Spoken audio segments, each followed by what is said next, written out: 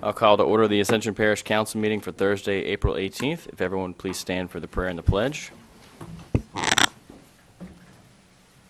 Dear Lord, as we gather tonight, our hearts are heavy, and we certainly remember the tragedy in Boston.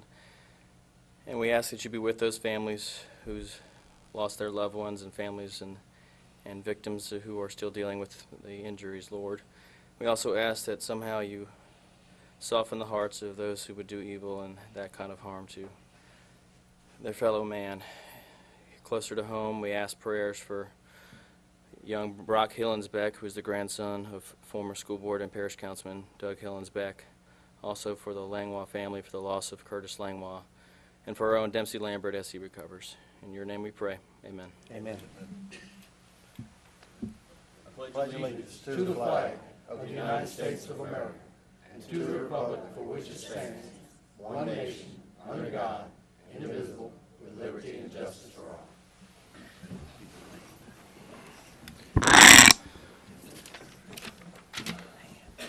All right, roll call, Madam Secretary. We are missing Councilwoman Cazzo, Councilman Johnson, Councilman Joseph, and Councilman Dempsey Lambert, who cannot be with us tonight.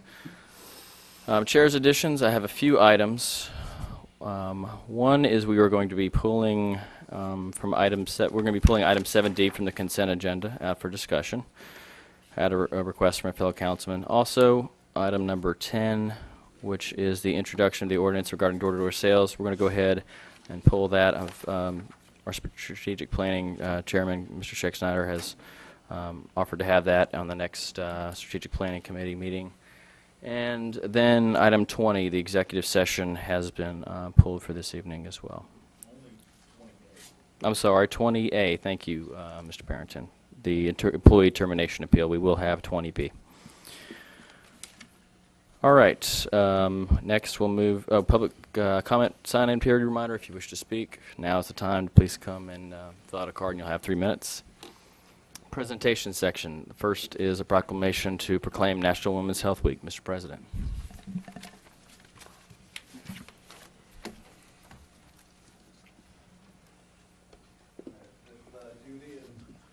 All of our cohorts to come up. We do this every year, but I never see proclamations for men's health. So you all need to work on that. Okay. Proclamation to proclaim May 12th to the 18th, 2013 as National Women's Health Week in Ascension Parish. Whereas National Women's Health Week was initiated by a coalition of public and private organizations dedicated to raising awareness of women's health issues, and whereas National Women's Health Week has been observed each spring with an annual celebration held the week following Mother's Day, and whereas National Women's Health Week promotes women taking responsibility for their own health through greater knowledge and understanding, and whereas because it is within St. Elizabeth's Hospital mission to improve the health of the community through education, St. Elizabeth Hospital has chosen Ascension Parish to officially continue its local efforts. Now, therefore, it be proclaimed, I, Tommy Martinez, President of the Parish of Ascension, State of Louisiana, by the virtue of the authority vested in me, do hereunto proclaim May 12th to the 18th, 2013, as National Women's Health Week in Ascension Parish, and urge the women of this parish to make their health a top priority through education and by scheduling recommended screenings with their physicians. Thank you very much. I appreciate it. I appreciate the Parish Council to do this for us. We are very passionate about our work, and we appreciate all you do for us. Thank you. We appreciate everything y'all do, and St. Elizabeth is a great asset in our community, and Martha's here also. She comes every year, so she's on the committee. So anyway, we appreciate what y'all do in the community. Okay, we read the proclamation at our annual Women's Health Luncheon. That will be held May the 8th, and as of this evening, we only have 6 tickets left, and I think those are already spoken for as came in. So This is an event to kick off National Women's Health Week. And we'll see what we can do about National Men's Health Week. It comes in June. You have to promise me you'll show up if we do something for the men, though. Okay. Yeah, you have to sign a commitment to work out. Not every day. Well, there you go.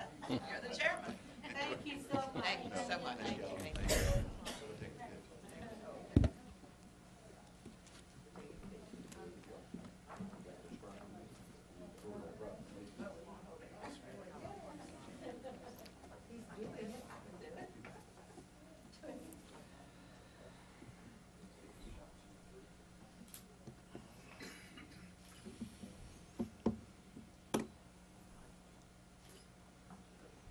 Thank you.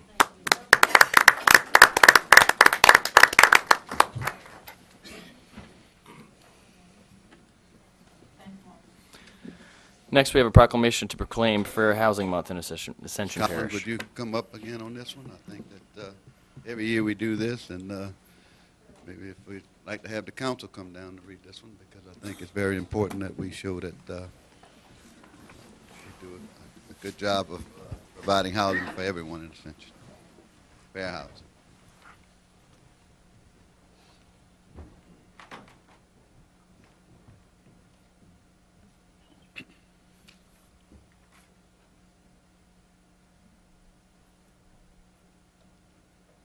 To proclaim April 2013 Fair Housing Month in Ascension Parish, whereas the 45th anniversary of the National Fair Housing Law, Title 8 of the Civil Rights Act of 1968, during the month of April is an occasion for all Americans, individually and collectively, to rededicate themselves to the principle of freedom from housing discrimination whenever it exists. And whereas the law guarantees for each citizen the critical personal element of freely choosing a home, and whereas a fair housing law has been passed by the state of Louisiana, and implementation of the law requires the positive commitment, involvement, and support of each of our citizens. And whereas the department and agencies of the state of Louisiana are to provide leadership in the effort to make fair housing not just an idea, but an ideal for all of our citizens. And whereas barriers that diminish the rights and limit the options of any citizens to freely choose a home will ultimately diminish the rights and limit the option of all. Now, therefore, it be proclaimed, I, Tommy Martin, as President of the Parish of Ascension, State of Louisiana, by the virtue of the authority vested in me, to hear and to proclaim April 2013 as Fair Housing Month in Ascension Parish.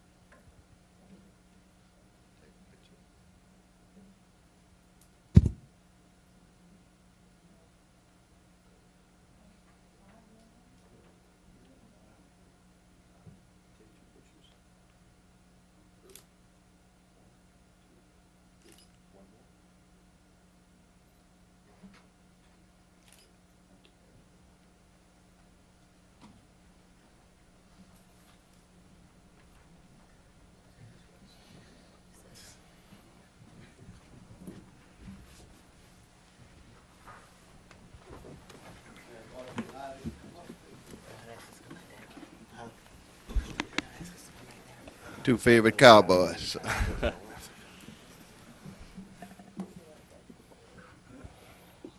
Parish of Ascension, State of Louisiana proclamation to proclaim May 2013 as National Black Rodeo Month in Ascension Parish. Whereas K&L Rodeo Production, LLC, is a rodeo sport organization that emphasizes a strong objective to provide family-oriented entertainment.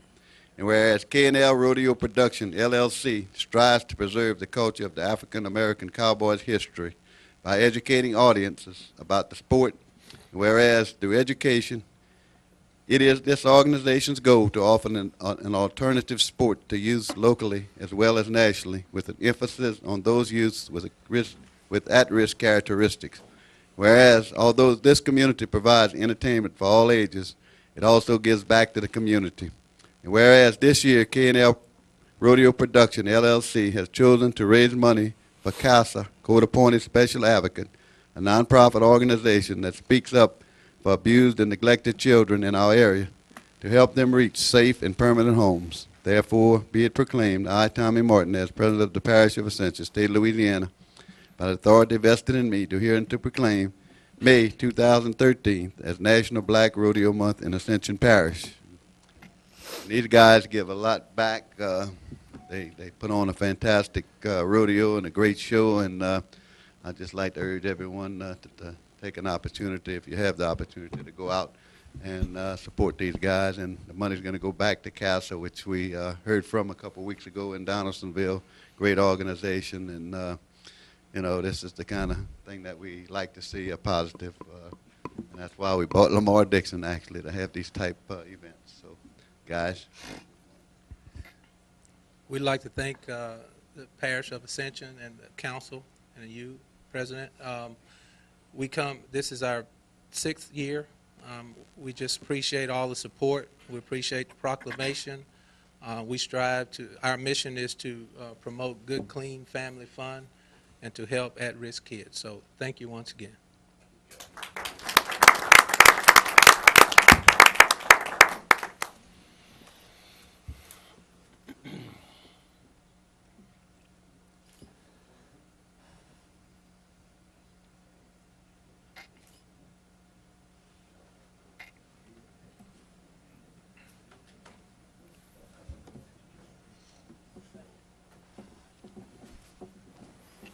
All right. Thank you, Mr. President. Item 5D is the LSU Ag Center update on programming. Mr. Albert Orgeron.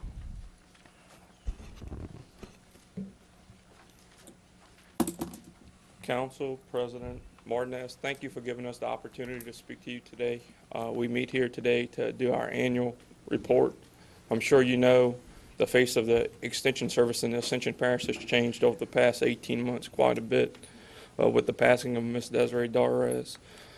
Today I provided y'all with 3 different handouts. One is a summary of many of the programs we do in the parish as a whole.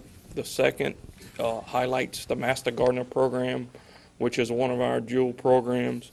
And the final one is the 4-H profile, what really shows what we're doing with the youth in the parish. With the Ag Center, we work with the farmers of the parish. We also work with homeowners of the parish and the youth of the parish, trying to develop them into model citizens and grow those children. The first thing I'd like to do tonight is introduce my staff. I'm sure many of y'all have not had the opportunity to meet them. First, we have Mr. Craig Russo, our horticulturalist. He's been here since December of 2011. January 2012. Next, we have Miss Megan Gravois. She's a 4-H agent, and she's the longest served of our 4-H agents, and she actually did come in October of 2011. Next, we have Miss Sarah Studevant. She's a product of North Carolina, and we're glad to have her. She's doing a dynamic job leading our youth, and she was hired about 6 months ago, Sarah? October. And finally, we have Miss Stephanie Gravois, and she was also hired in October 2012, and she also does 4-H work. And it's due to y'all direct funding that we were able to have 3 agents. As y'all aware, the state funding for the Ag Center as well as 4-H has diminished tremendously. We're the only parish in the state that has grown in the number of employees due to y'all direct contribution and support for our program. So let me tell y'all, thank y'all for doing that. We look forward to continue serving you. Yesterday we had President Martinez and some key members of the community out for an advisory meeting in our office, trying to help us guide where we're going to lead our 4-H program for the parish. And one of the things we want to let y'all know what we're doing at Lamar Dixon is we're fixing to beautify the entrance. The master gardeners, along with my boss, have come up with some funds, and we spoke with Mr. Garner Gotro, and we're going to put in some new Louisiana super plants in the front of Lamar Dixon to really promote super plants, which are recommended in Louisiana, and to kind of beautify that entrance. We thank y'all, and we'd be happy to answer any questions and work with y'all. Great. Thank you, Al. Well, certainly just want to thank you and your staff for your efforts. I think you guys do a great job, and it's a great service that you provide our citizens, so thank you. Mr. President, you had something? Yeah, I just also want to congratulate Al on a great program out there. I mean, prior to him coming on, I'm just going to say this, I didn't see a whole lot of people from 4-H, but he's regular, he gives reports regular, and does a great job as far as with the youth. I think there's a little over 1,200 kids in Ascension Parish that's involved in 4-H, and then there's some that's involved in outside activities. So it's a great program, and we're going to see if we can kind of help them to grow that program within the schools and help them do a little advertising, do what we need to do to see if we can step it up and get more kids to come to realize what a great organization it is. So, Great. again, I want to thank you and your staff. Thank you. Councilman Kluat? Yeah, once more, I want to thank you and the staff, and I'd just like the public to know once more, reiterate that that 4-H is you can be totally involved from middle school on out, and that it's not just livestock. It's they have a host of things that they teach, and if you're trying to grow a backyard garden and you drive down the road and somebody else's garden's much better than yours, well, you get a soil sample to them and get let them take a look at it, and they'll make your garden grow, or they'll give you the expertise to make your garden grow as good as anybody else's. The LSU program, if you have an oak tree in your backyard that's looking bad, or something like that, they have some services that'll provide for that. So please contact their department for anything that you need. It's not just livestock. Livestock's one of the biggest, and livestock's one that I like. But Well, I'm gonna tell you what, the things that you teach children, and some of the things that you bring them through life with, really helps them We when have they're going to be adults. a shooting sports club, which is volunteer-led by Mr. Thad Ballo. It's one of the largest in the state. It's a great program. We have robotics. Like you said, the 4-H program has really evolved and diversified from the cows and plows and sow days. Mm-hmm. So, thank you. Councilman Satterley? Thank you, Mr. Chairman. And Mr. Ogeron, I would like to also thank you, along with the President and Mr. Kluat. I was most people know this, 30-year career employee of the LSU Ag Center.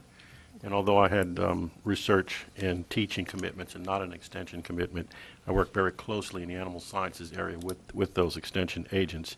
And it was always pleasing to me in my farmer life to see the excellent work being done in Ascension Parish in the area of extension.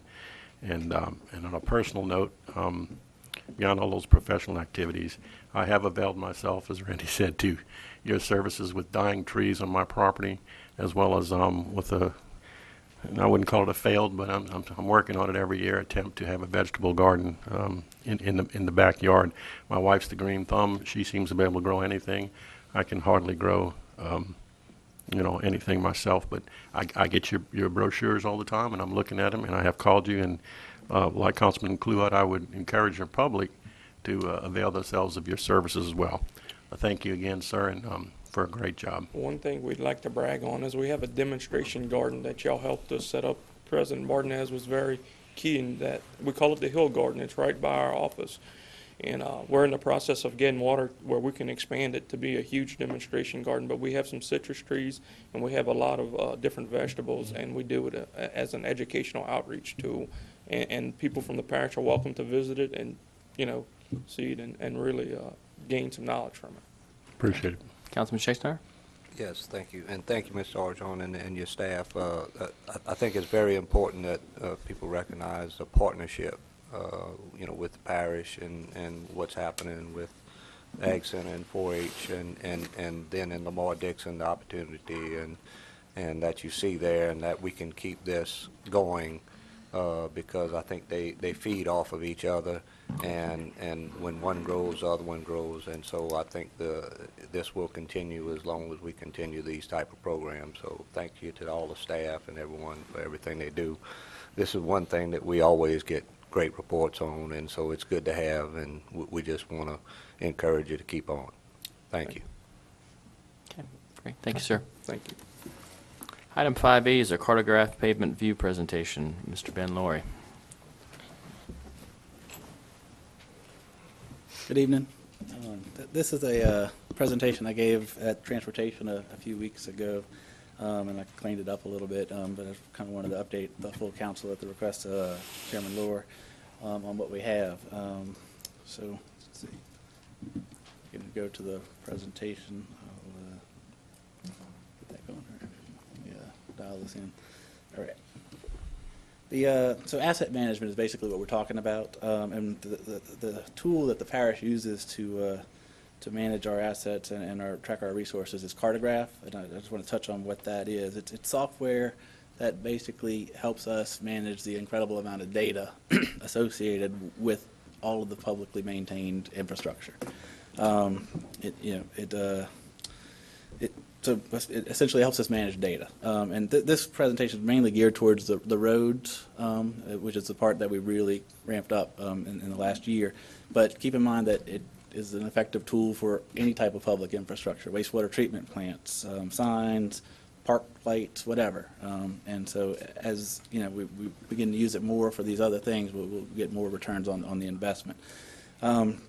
But to get us going on the roads, we had to first get data. And so last year we hired a company that came and they brought a very high-tech van that drove through all the parish-maintained roads in the parish.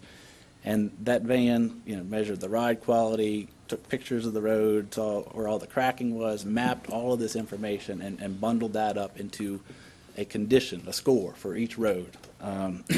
So with all that data, we can then compare the entire network and hold each piece, relative to each other piece and see where we are with our maintenance strategy. Cartograph also, let me touch on this, it helps us track the work and the effort that goes into any public infrastructure. So if we go to pothole patching on a road or we repave a road, that is tracked in here. So that road segment, that condition is affected by these activities. If we repave a road, the condition's going to go up because we've improved that surface. And there's certain scores that each one of these activities affects the road by. I mean, that's all kind of built into our logic for these things. And ultimately what it does is help us see what it costs for all the things that we're doing. So this is what the data looks like. If we throw it in a map, and red roads are in bad condition and yellow roads are less bad, orange, and to green and blue are on the good end of the spectrum. And by having the conditions for the entire network that are maintained, like I said, we can prioritize. And roads that are in a certain level of deterioration cost more. So at a certain point, once that base begins to fail, the cost for improving or maintaining that road go up dramatically. So the goal by looking at this is to catch as many roads as we can before they fall off that cliff, but also, kind of bringing up the ones that have already fallen off that cliff. And we got to have a balanced approach to that to effectively get our system up to where we want it to ultimately be. And so running this software, we can put that data in. We build a scenario that kind of processes all of the segments. And each road is broken in the segments from intersection to intersection. We have 6,548 segments that the parish maintains. And so it takes all of those, looks at them all at once, applies the rules, and comes up with a recommended list of, hey, these are the roads you should maintain it in. It's balancing that. Let's keep them from falling off the cliff and getting really expensive, but hey, we also got to bring up these ones that have already, gotten into the deteriorated base condition. And so that's what this map represents. And so I ran a 3-year scenario, and this is one little segment of the parish, but it does the entire parish. And the thick red line here, represents a road that is recommending in year 1. The thick dashed line is a year 2, and then the thin dashed line over here would be a year 3, and then the blue line is a mill and overlay. The reds are total reconstruction, blues are mill and overlay activities. And it's not a perfect system, as you can see. So there's a segment here that it's not recommending anything. It's in slightly better condition than those other 2 adjoining segments. That's where we have to go in and look at it and say, do we do the whole thing, or do we push this off until it's time to do the whole thing? And that's where we are now in the engineering department, is kind of trying to boil that down and do some logical aggregation of what it's recommending to make sure that we're not doing a bunch of pieces of roads all over. So the process involves building scenarios, like I said, and we put in an actual budget. We know what our budget is for road maintenance this year. We have a projection for next year and the year after. We put that in and we run that scenario, and it comes up with an answer, the best answer that you can have with that amount of money. And that represents a score of the overall network. It averages all the roads and it says this is what your score is. And right now we're at a 65 something. And you can see right here when I ran it, and I'm still running the model, but we're showing a slight deterioration over time with the projected funding. That's a little bit deceiving because our average might be dropping, but we're narrowing the distribution. And I don't want to get too technical on that, but by applying a consistent strategy over time, it will get easier to begin moving that average up. So we might slide back a little bit for the first few years, but if we stay on the course, we're going to eventually turn that corner and be headed in the right direction. So at the same time, we also run different scenarios where it's not budget limited, but we target a certain OCI improvement, and it tells you how much it would cost. So if we said, hey, we want to get to a 70 next year, and it says, great, you just need $14 million. And so we can do that sort of thing. And then we also do run a scenario where we don't do anything, and we see what the actual deterioration is. And by looking at those different scenarios, we can kind of present to you, how successful we're being with our pavement preservation activity. And one of the analogies that I've heard that I kind of like is that the roads are our portfolio, and we're investing in them every year, and you expect a return on that investment, and you want that portfolio to increase in value over time. And so with these tools in place, we're going to be able to demonstrate how well we're doing, and get us headed in the right direction. So ultimately what it is data-driven planning, and what's going to come out of it is a list of recommended roads that we do for year 1, year 2, year 3. And we'll reevaluate that each year. We'll bring that list to the council for final approval and any modifications. And, we're going to apply that logic, and as you guys look at that, maybe that, we're saying, hey, this segment, there's 2 segments on this road, and half of it was recommended to be this year, and we're saying let's push it out next year, but maybe, that road needs to come up to this year. We need to make those sort of adjustments.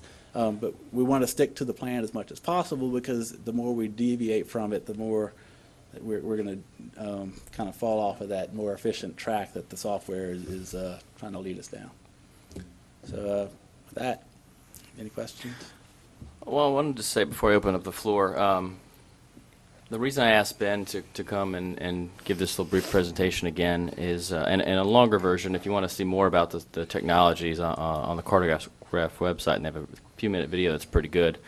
But the reason I really wanted him to come is because you constantly hear from people who say parish government isn't managing money effectively and is wasting money and all of that. And I see things like this that you're doing and others in administration with, it's not only cool technology, but you're actually owning the problem by measuring it, being more efficient, ultimately stretching those dollars we do have as far as possible. And I think it's very cutting edge, and it's innovative, and I wanted to just thank you for your efforts in trying to change how we're tackling a very complex problem, and using the latest technology and data management and all that to do that. So kudos to you, to the administration, parish president. I know this is probably one of a number of examples that you guys are using technology, and our technology manager, Mr. O'Day.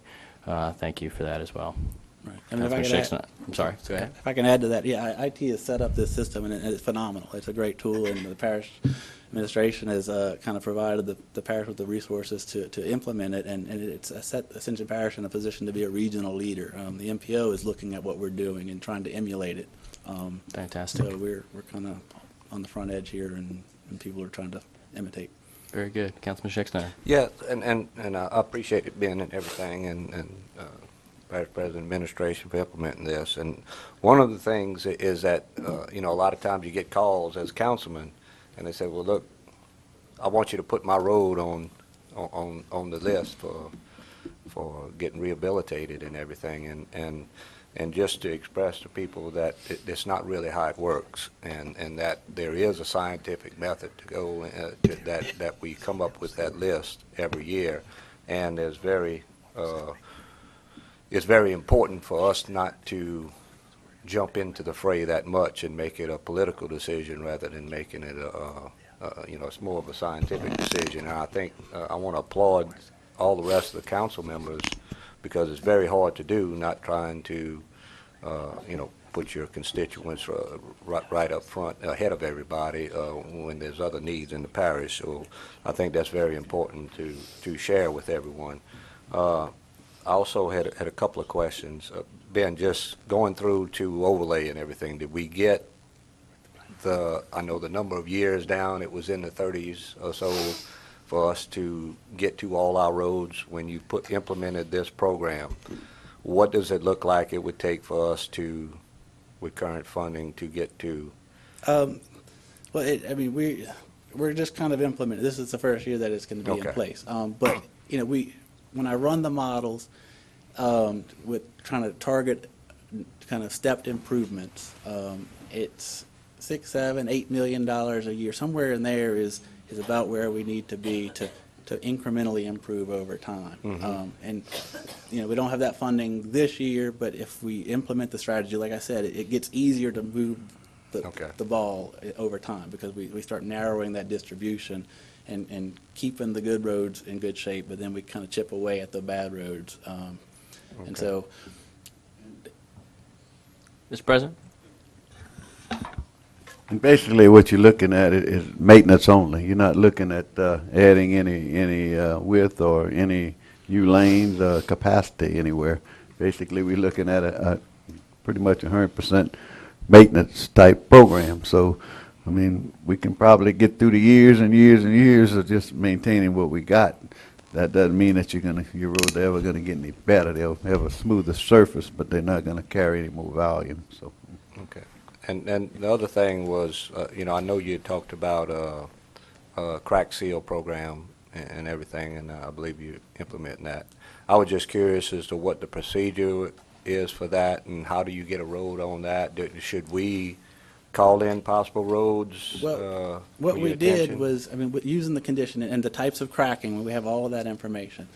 Certain types of distresses on the pavement represent certain types of failures, and so by looking at the failures that are most effectively treated by crack sealing, and we can dial that in by we say, okay, look for alligator cracking or block cracking that is with this extent, because after a certain point, crack sealing is not going to get you anything.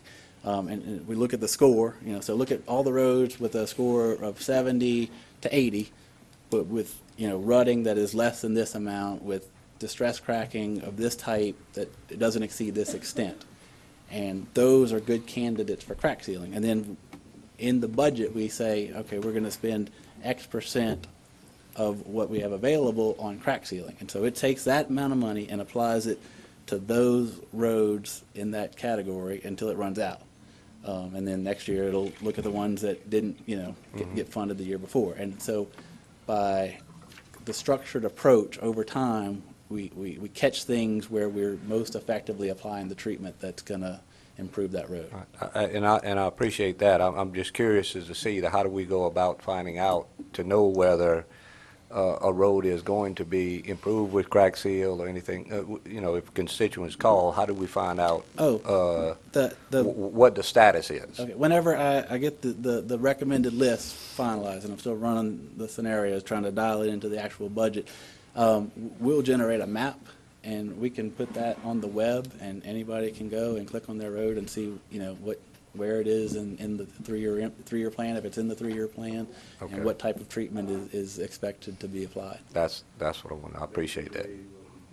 Start doing this generating a report in January, every year thereafter, start having a yearly report as to conditions and actually maybe do 3 years out type projection for the roads, the actual roads that's going to get done. And I think that's very important, and it's good for the people of the parish, because it's hard for them to come out on a road that it might be substandard, and they know it's substandard, but then if we compare it to everything else, and let's just say we're doing 25 roads, but there's 50 roads that are in worse condition than them, if they know that, then it makes it a little bit easier to be patient about, when they're going to get, right, some assistance. So. And over time, by applying this, the maintenance costs will go down because we'll have a better maintained system.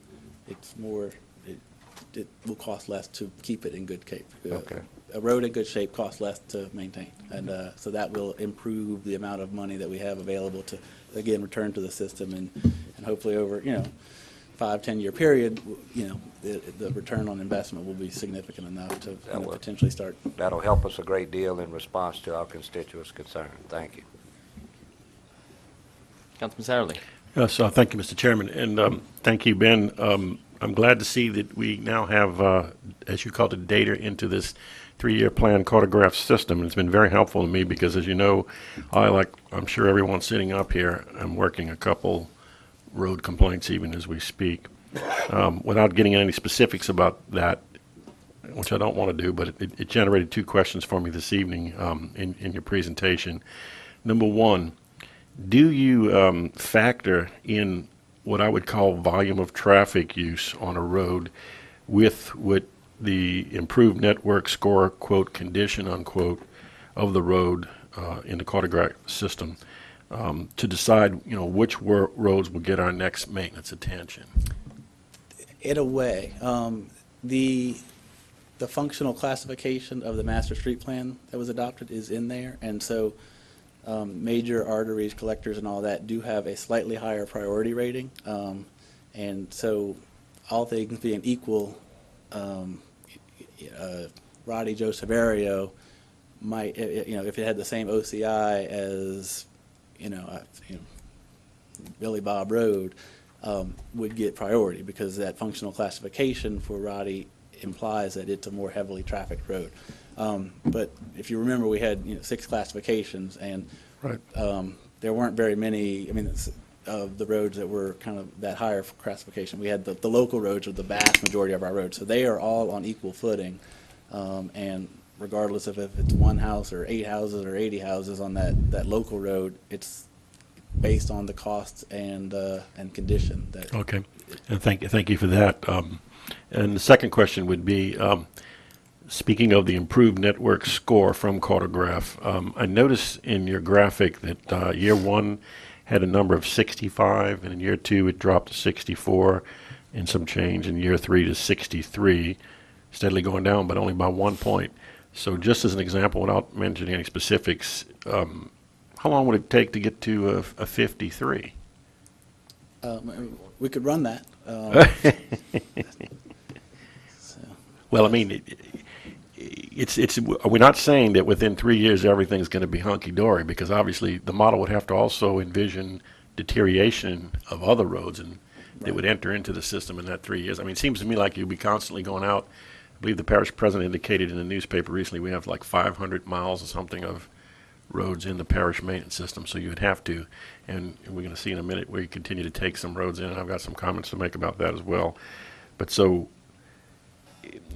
eventually all roads, most roads, a majority of the roads, are going to be addressed, or is it such a budgetary problem that we won't get there? I believe over time, and that's what I was saying earlier when I ran the model of, hey, how do we incrementally improve over time? And it was 5, 6, 7, maybe $8 million, and that was stepping up half a point each year. But that's average of that amount each year. And this year we have $2.5 million for funding.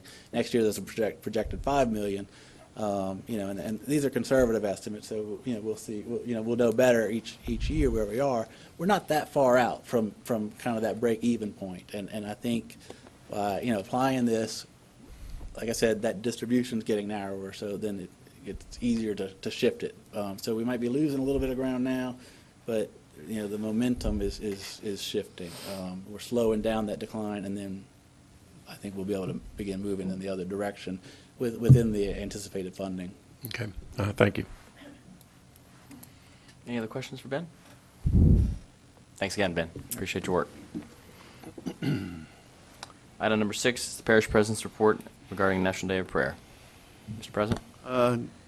Okay, Tracy's not here, so I'm going to have Kim give you all a little overview of that.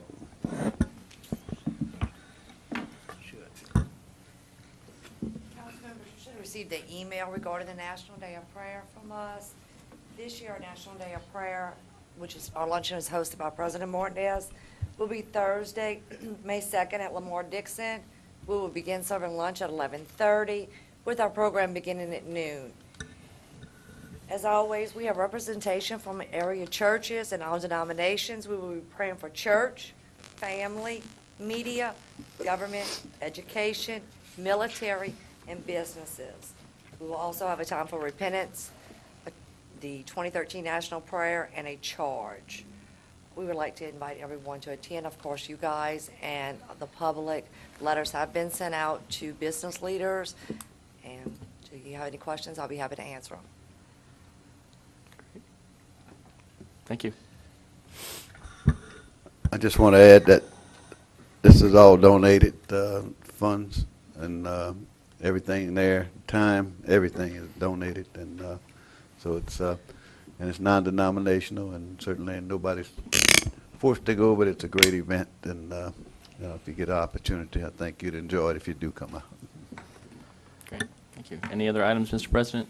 I'd like to remind everyone that this Saturday at Lamar Dixon at 3 o'clock, starting at 3 o'clock, and if you want to go join the Team Cluot this Saturday at 3 o'clock, we have the Relay for Life, which is held every year, and usually held at Tanger Mall, but this year they chose to have it at, with all the things going on there, chose to have it at Lamar Dixon, and it's going to be next to the 4-H building, and if you've never been to that, it's a great event. I go every year, and I think it's something that you know, I don't ever forget. So I think that if y'all have an opportunity and get an opportunity to go out Saturday, sometimes between 3 and it usually lasts through the night, but 3 o'clock and 6 o'clock I think is the ceremony. So. Councilman Cluett? Yeah, I just want to expand on that, on the Relay for Life, that like Tommy said, and I've seen him there every year that I went, and they got a lot of good teams out there. And you know, one of the things we do for the American Cancer Society at that is basically, you know, it is a fundraiser, but it's also a place where we recognize and the folks that have lost their battle with cancer, and we have special places out there for that, and you know, special candles lit for them that you can get. At the dark, there's a luminary ceremony where we're going to release balloons into the air, and you know, you can purchase those. There's you know, every one of the teams out there is 30-something teams right now, I believe, and they've got you know, any kind of food you want to eat is going to be there for you to get, and all kind of cakes and candies and things like that. And it's just a wonderful experience. You can bring from kids in a toddlers in a stroller to do the walk around the circle, and it's anyone. I would ask that anyone that is a cancer survivor, please come out and please sign up to be recognized as a survivor.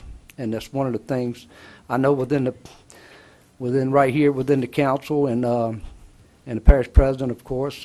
We've got 3 or 4 cancer survivors here, and you know, it's a good place for people to understand some of the things that can be done for them, and some of the folks will be there that'll be able to talk to you about that and do things, and it's just a great family event. So I don't know the names of all the committee members, but there's a committee of ladies and folks that work on this all year long, and I just want everybody in the parish to understand that these people work hard to put this event together. It's not an easy event to put together. It's a pretty decent sized event, and to pull it off. But it's all for raising money for the American Cancer Society and cancer research and helping people and helping us get rid of cancer in our society. Thank you, Chris. All right. Anything else, Mr. President? All right, thank you. Next, the chair will entertain a motion to move the consent agenda minus item 7D, which we will discuss separately afterwards. Motion by Councilman Cluett, second by Councilman Melanson. Any objections? Hearing none, this consent agenda is adopted. Item 7D was roads for acceptance into the parish maintenance system.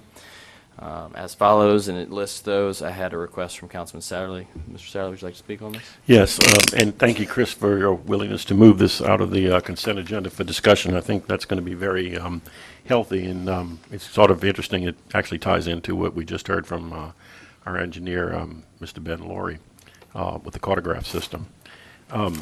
I'd like to remind this council, and in so doing myself, of some words of our parish president, which I think were very, very wise words, and I concur with them 100%, that he made right after the half-cent sales tax for the Lanes for Change program failed by a public vote.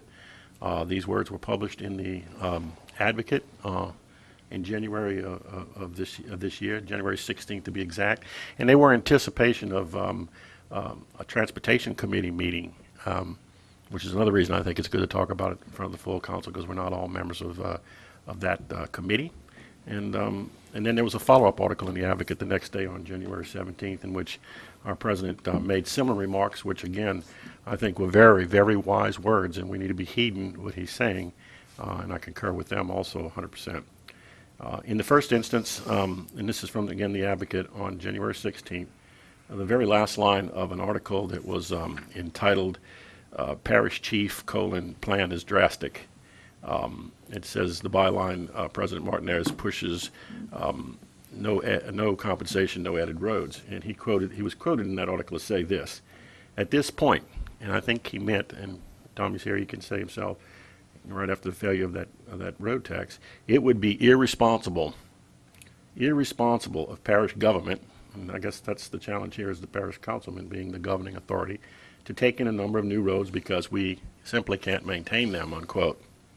The following day, as I indicated, President Martinez appeared in front and then told the four-member committee, the Transportation Committee at the parish, adds about 10 miles of roads per year to our maintenance system, which is currently, used a number of minutes ago, and I'm seeing that that's what was in the newspaper, roughly 500 miles of roadway.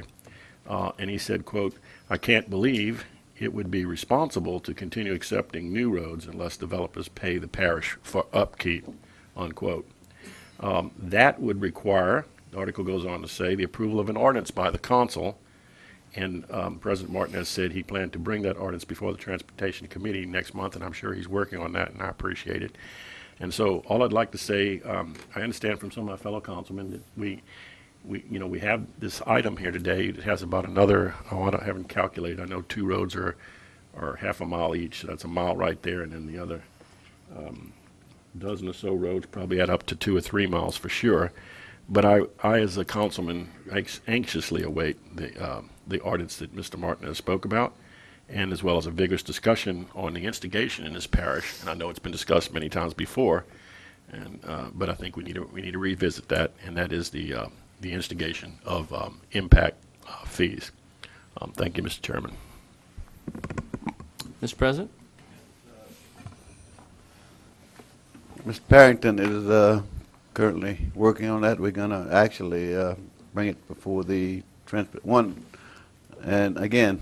one phase of what we're talking about. And recently we had a developer come to us and asked us to grant him a servitude, or to actually take a private road, make it a public road, so they could build 120 lot subdivision.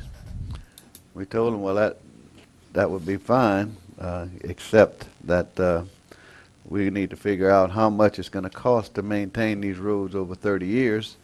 And he said, well, what do you mean? And we said, well, basically we'd like to assess X amount a year on every lot, every 100 to 120 lots for 30 years.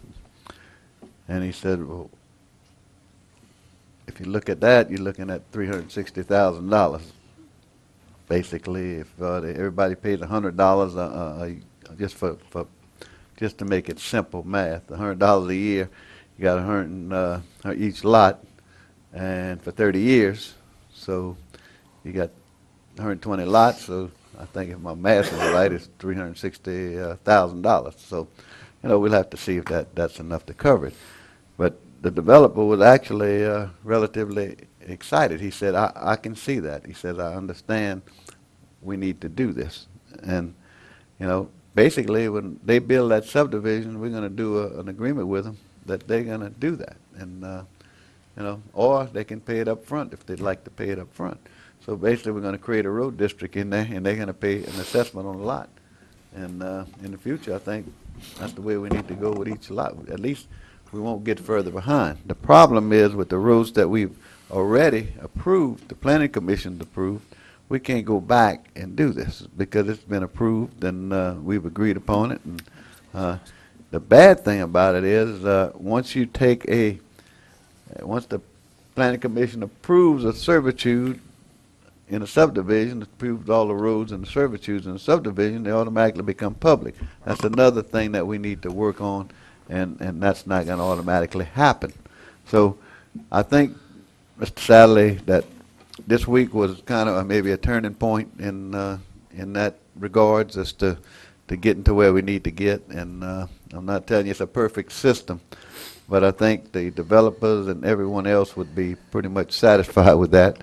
That type of arrangement. Now, again, it's not perfect. It's certainly something, but I think Mr. O'Neill's going to draft something, and it can be amended or changed. But right now, that's basically what we're looking at. Thank you, Mr. President. Councilman Sadler, I'm sorry, were you finished? Yes. Okay. I did want to just had a thought as well that I wanted to share, and I look forward to Mr. President, that plan as well. It certainly sounds like it might be a good solution from a maintenance standpoint. I heard the comment about impact fees, and I'm sure if Terry was here, she would mention it as well, because she and I have had a number of discussions, and I know she's actively working on it with Councilman Schick-Snyder and Mr. Parrington and Mr. President. I don't think it's an either-or thing. I think impact fees, though, I think it's an and thing. I think we need to do what we've talked about, Mr. President just talked about with regards to the road districts from a maintenance perspective that addresses the maintenance, and at least it stops the bleeding, even though it can't go back. But impact fees, I agree, are something that is something we need to look at, and we are looking at, and I think we need those as well from a traffic capacity standpoint, because that's what impact fees are actually designed for, not from a maintenance standpoint. So that effort is underway. I know Ms. Cazzo is working on and talking with Councilman Schick-Snyder, who was around the last time that came up, trying to research what was done before rather than reinvent the wheel. But I look for that to come through the Finance Committee and ultimately this council at some point this year. So, Mr. Chairman, Councilman Lambert. while we're talking, and pull this one, Industrial Drive, I'm on the Transportation Committee, and we did approve this extension, but I got a few questions after I left that meeting. This guy is extending a portion of this drive, and the back phase of it, there's a lot of dump trucks going in and out. This road is going to get tore up, and actually, we're going to take it in now. And it's a development that I know where it's at. I see the trucks coming in and out, and we're talking about dump trucks in and out of that. They're digging a big dirt pit back there, and they're coming down this extension boulevard that we fixing to take in. That's definitely going to get tore up. Legally, can we do anything with that, Mr. O'Neill? Well, the problem that we have is you have statutory dedication of roads, which makes them public roads. And that's one of the things that I spent a lot of time researching, and I think what I'm working on with the road district is, if you don't want to have a road district, you're going to have private roads. You're going to tell everybody on your flat, this is a private road, they can't be taken into the system. And I'd like to, I hadn't even talked to the parish president, but make it where you gotta have 2/3 or unanimous vote of the council before something like that can be brought in to avoid situations like this. But we do have, under statutory dedication, those become public roads upon being dedicated. But I guess being this is an industrial drive, meaning this guy's building this road here, and there's going to be a lot of developments come up and down this road, that he's prospering from. And we're not getting non-residential. Most developers that put an industrial site in, they pay for, and I'm just worried about it getting tore up, and, we're going to be stuck with the burden. We're already taking it in, and I don't know when he's going to finish the next phases of the road, I understand when you're dedicating roads, whether it be Industrial or residential, we're still following the residential. same. You develop an industrial plot and you allow the roads to be dedicated to the public, which in some ways we need. We Yeah. need public right-of-ways because we're also looking at the idea of running the utilities into public right-of-ways. That way, we control the utilities. Yeah. Instead of, right now, as we developed in the parish, we required our utilities run in servitudes. The difference between a servitude and a right-of-way is great. In a right-of-way, the public it's dedicated to the public. The public has use and control, being the governing authority. When you put it in a servitude, the servitude is owned by the landowner. Right. And that's an issue that we've looked at, and some of the problems we have with utilities is all the utilities are in servitude. So if we have a problem with utility company, we can't say, pull a pipe out or pull the line out, because we got to deal with John Q. Public, who owns that property. We can't go in and tell him to get off his property. So that's something that I've been looking at a lot. At the police jury convention, they had some discussions over those type of things, and I'm working on it on a regular basis to try to figure out the best way to make a recommendation. The road district right now is first that I'm working on, and impact fees I've read all the different ordinances, our old ordinance, the one we proposed, St. Tammany's, Baton Rouge, and all that, and trying to come up with something that works for us. Yeah. But we do have a problem when we dedicate roads to the public. I mean, they become public roads. Yeah. Well, Yeah. well, many years we've been talking about this, but I hadn't seen it come forward, is we need to have more responsible until they finish the whole phase of the road. This road's probably gonna hit Highway 30 all the way to 73. So it's probably quite a few phases involved in it. But that first road, within 5 years, may be tore up. It's supposed to last 15 to 20 years. I thought we was gonna come back and have some type of ordinance where, I don't know, that we have some protection until the last phase is done. We have some type of warranty. It might not be 100%, but it'd be but that's something that we have to come from administration and Well, planning. we do talk about that, Yeah. okay? We've talked about Yeah. that. Again, the problem goes to, do you want these roads dedicated to the public and have public right-of-ways, which you may want to use for utility, or do you want to have it like that? Because you can't have it both ways. You either have it or you don't, and that's an issue that I've been researching and trying to figure to get around. There's even litigation in North Louisiana because of the, was it the Haynesville Shale? And either Caddo or Bossier, that issue is being litigated of whether that dedication, which the courts have always said is a dedication to the public, is a transfer of ownership or not. Those parishes up there say, I own that property. Yeah. Because that's my oil rights. There's $60 million in a trust fund up there that's in dispute right now that they're trying to figure out whether it belongs to the people or whether it belongs to the former landowner. So, I mean, this is all kind of coming to a forefront on, and it makes an impact on how I make a recommendation to you. I've been trying to, it's in the Supreme Court. So, I know thing- where you're coming yeah. from. I guess but one thing we could look at, and maybe look at in the near future, is on industrial site roads, is we're gonna have to go beef them up a little bit stronger than what we do on a residential road, because we're gonna have a lot of heavy equipment going down. So Well, I it might be think- something we need to look at a little later date. Well, if you're creating a road district, I mean, that's what we're looking for. When we're gonna do a road district, that would be one of the things we'll work with the engineering department is, hey, what does the assessment need to be here? I mean, if Right. it's a subdivision road, it needs to be $100 a year for 30 years. If it's an industrial development road that's gonna have heavy traffic on it all the time, maybe it needs to be more than that, because we're gonna need to maintain that road some kind of way. And so we need to have it's gonna be it's basically gonna put money in a certain pot that only can be used for that On that particular site. road district. That's correct. And so we're gonna need enough money in there to maintain those roads, and that's kind of where we're going now. We've been kind of looking at the subdivision, but we need to look at it for industrial, commercial, et cetera. Thank you. That's all I got, Mr. Chairman. Okay. Councilman Cluett? Yeah, I agree with Todd on the industrial, but like I said, I know we're locked into everything that's already been passed so far, and there's probably a lot more than what we're seeing here tonight that's on the books that, is passed that we're gonna have to accept in the same way. I don't know how much latitude we have to increase the bond or increase the term before we accept the road. Some things we can improve on, and definitely, like you said, on an industrial road, there's certain construction parameters to be built in that. But I mean, we're going to constantly be here with roads, and like Tommy had said, earlier in the year, we got to look at that because we're going to be eating up more fund, the same funds on more roads, and that's the bottom line. But I mean, we have some roads we have private roads that, just like what you said, the developer 20 years ago built a subdivision. I had one in my district before it was redistricted that is going to be private forever.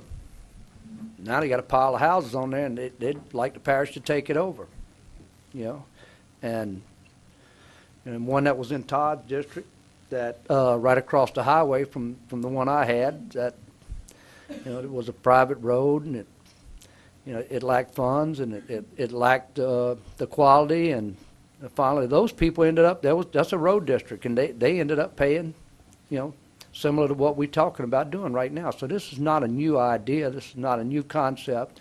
There's other places around the state that use it. And, like I said, Todd, how long ago that was? Many years ago. Quite a few. And, 3 councilmen ago. Yeah. That district. That was Tommy's district. 4 councilmen. So it's your fault. so Tommy did that 20 years ago. But anyway, but I'm saying this is not a new problem.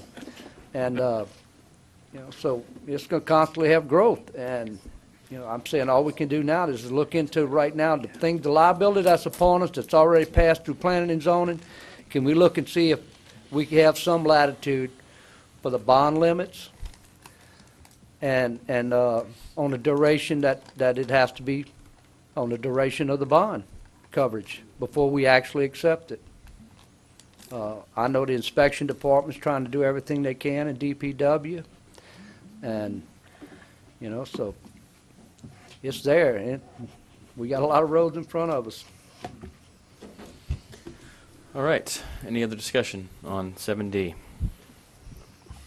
Is there any objection to passing 7D?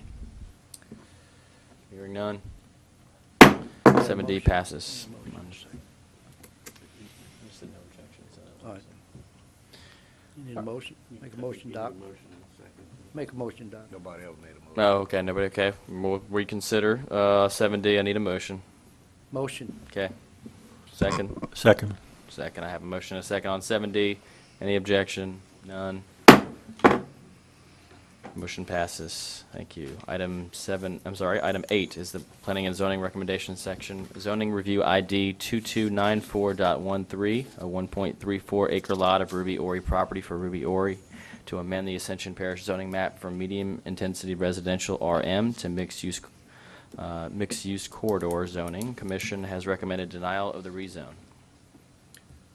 Make a motion to accept the Planning and Zoning Commission's recommendation. A Second. motion by Councilman Satterley and a second by motion by Councilman Melanson and a second by Councilman Satterley to accept the Planning Commission's recommendation to deny this rezone. Any discussion? Any objection? That motion passes. Next, in our introduction of ordinances section, item 9 is an introduction of an ordinance to amend Chapter 4 alcoholic beverages of the Code of Ordinances of the Parish of Ascension to prohibit the possession and consumption of alcoholic beverages by persons under the age of 18. Motion to introduce. A motion by Councilman Todd Lambert to introduce, and a second by Councilman Kluwat. Any discussion? Any objection? Ordinance is introduced. We are passing on item 10. Item 11 is introduction of an ordinance to transfer as an even exchange 2 parcels of movable property by and between the city of Donaldsonville and the Parish of Ascension. Move to introduce. Motion introduced by Councilman Lambert, second by Councilman Melanson. Any objection to the introduction? Ordinance is introduced. Item 12 is an ordinance to amend an ordinance adopted on September 6, 2012 to acquire a parcel of property and supplemented on November 1st, 2012 to complete the acquisition and sale of parcels of immovable property to correct the sale and acquisition price to $366,844. Motion. Motion by Councilman Kluwat to Second. introduce and a second by Councilman Satterley. Any objection? Ordinance is introduced. 13 is an ordinance to declare surplus and authorize the sale and/or transfer of miscellaneous movable equipment. 2 international dump trucks that are surplus equipment and are no longer needed by the parish. 1 HTS CABR 4Y H244879 to be transferred to Town of Sorrento, and 1 HTS CABR 0 YH 244877 to be auctioned. So moved. Second. Motion by Councilman Schexnayder, second by Councilman Schexnayder to introduce the ordinance. Is there any objection? Ordinance is introduced. Item 14 in our public hearing section is an ordinance to declare surplus and authorize the sale and/or transfer of miscellaneous movable equipment. Mr. Parrington. Purpose to declare surplus and authorize the sale of and transfer of miscellaneous movable equipment. The Parish of Ascension has certain assets that are no longer viable to retain, and whereas the assets are no longer served or have any public purpose, the Parish of Ascension desires to declare said assets as surplus, provide for the sale or transfer of the same. Whereas it be ordained that the parish council acting capacity as the governing authority, that is hereby declares the listing of the assets attached hereto and made a part hereof as Exhibit A, a surplus, and authorize the sale and transfer of the same. So if in any event any portion of this ordinance is ever held invalid or unconstitutional for any reason by any court of competent jurisdiction, such portion shall be deemed separate, distinct, and independent provision and shall not affect the validity of the remaining portions of the ordinance. This ordinance shall be in full effect as permitted by law. The ordinance having been submitted to a vote, the vote is hereus as follows. Motion to open public hearing. Motion up to the public hearing by Councilman Lawson. Second. Second by Councilman Kluwat. Anyone wishing to speak, now's your time. This is the assets of East Ascension Hospital, all the movables in the hospital that we're going to sell. Motion to close. Okay. Motion to close by Councilman Satterley. Second by Councilman Lawson. Need a motion to move the ordinance. So moved. Motion by Councilman Lambert, second by Councilman Kluwat. Discussion, Councilman Kluwat.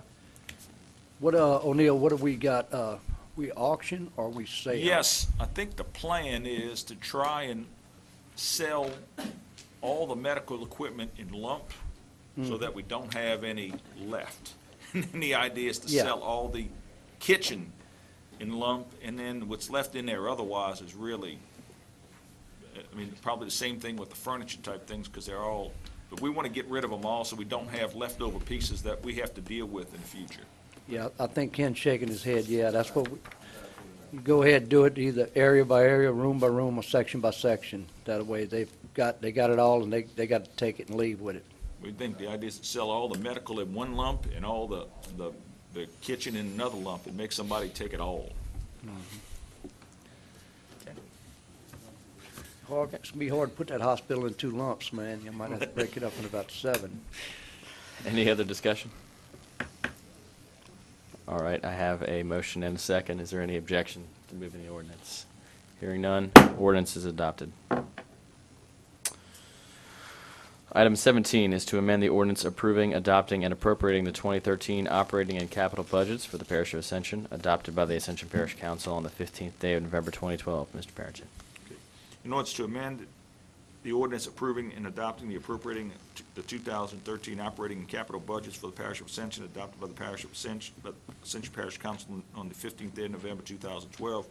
Section 1, the Parish Council hereby ordains an ordinance approving, adopting, and appropriating the 2013 operating and capital budgets for the Parish of Ascension is hereby amended, approved, and appropriated as follows. Revenues and other resources transferred to ACUD number 1, $31,500. Transfer into ACUD number 2, $9,000. Fire District number 1, expenditures and other operating uses transfer out of Fire District construction, $2,225,000. ACUD number 1, revenues and other financing sources, ad valorem taxes, $184,000. User fees, $605,000. Expenditures and other uses, salary, $6,000. Salary non-exempt, $68,500. FICA taxes, $5,500. Retirement, $6,500. Health insurance, $6,000. Health savings account, $1,000. Utilities, $6,000. Publications, $5,000. Telephone, $2,000. Miscellaneous maintenance, $20,000. Professional services, $18,000. Fire casualty and general liability insurance, $7,000. Office supplies, $10,000. Operating supplies, $17,000. Fuel, $5,000. Miscellaneous, $5,000. Transfer out of general fund, $3,100,500. Transfer out of ACUD sinking fund, $400,000. Revenues and ACUD sinking fund, revenues and other financing sources, bond proceeds, $550,000. Transfer in ACUD number 1, $400,000. Expenditure or other financing uses, principal, $194,500. Interest, $262,000. Issuance cost, $12,000. Transfer out of ACUD number 1 reserve, $388,000. ACUD number 1 reserve fund, revenues and other sources transfer into ACUD number 1 sinking fund, $388,000. ACUD and other sources, user fees, $220,000. expenditures and other financing uses, miscellaneous maintenance, $80,000, professional service, $17,000, fire and casualty and general liability, $3,000, office supplies, $1,000, operating expenses, $112,500, miscellaneous expense, $2,500, transfer to general fund, $9,000, capital budget, Fire District Number 1, construction, revenues and other sources, transferring Fire District Number 1, $225,000, expenditures and other financing uses, architect and landscape, $20,000, contract payments, $200,000, miscellaneous expense, $5,000. The ordinance has been submitted. Need a motion to open the public hearing. Motion. Motion by Councilman Kluwat. Second. Second by Councilman Shakespeare. Motion to close. Motion to close by Councilman Satterley. Second by Councilman Melanson. Motion moved on. Motion to move the ordinance by Councilman Kluwat. Need a second? Second by Councilman Melanson. Any discussion? Any objection to moving the ordinance? Hearing none, ordinance is adopted. Item 20B is Ascension Consolidated Executive Session for Ascension Consolidated Utility District Number 1 versus Toulier Services and Berkeley Insurance Company, docket number 98-047. Madam Secretary, I'll need a roll call, please. Councilman Kluwat. Yes. Councilman Lambert. Yes. Councilman Melanson. Yes. Councilman Satterley. Yes. Councilman Shakespeare. Yes. Councilman Turner. Yes. We are adjourned to executive session.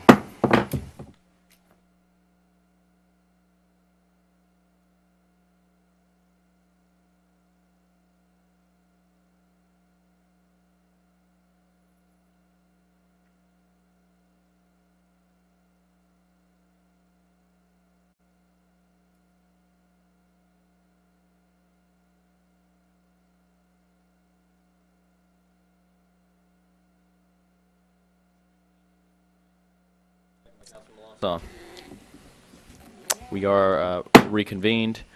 Make a motion to accept the $75,000. Okay, I have a motion by Councilman Melanson to settle for the Toulier claim for $75,000. Second. Second by Councilman Todd Lambert. Any objection? That motion passes. Councilman Lambert? Motion to adjourn. Motion to adjourn. Second. Second by Councilman Satterley. We are adjourned.